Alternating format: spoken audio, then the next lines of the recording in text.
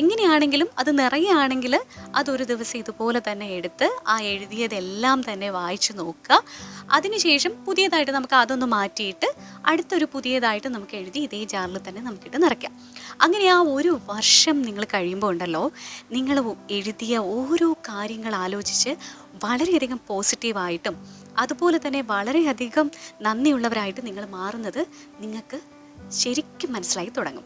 അതായത് നമുക്ക് ഓരോ കാര്യങ്ങളില്ലേ, അത് ഏത് സാഹചര്യം ഉണ്ടായാലും ഏത് വ്യക്തികളിലെ ആണെങ്കിലും അവരുടെ എല്ലാം നല്ല വശങ്ങളിലേക്ക് മാത്രം നമുക്ക് ഫോക്കസ് ചെയ്യാൻ സാധിക്കുന്ന ഒരു അത്യപൂർവ ഒരു സ്വഭാവ സവിശേഷതയിലേക്ക് നിങ്ങൾ മാറും.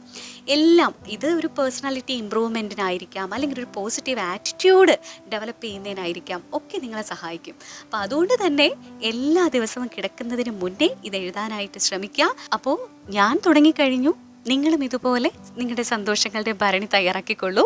ഈ ഒരു വർഷം അവസാനിപ്പിക്കുമ്പോൾ ഏറ്റവും പോസിറ്റീവായിട്ടുള്ള ഒരു വ്യക്തിത്വത്തിനുടമയാകാനും സാധിക്കട്ടെ എന്ന് ആശംസിക്കുന്നു. അപ്പോൾ വീഡിയോ ഇഷ്ടമായി എന്ന് വിചാരിക്കുന്നു. Love you and by.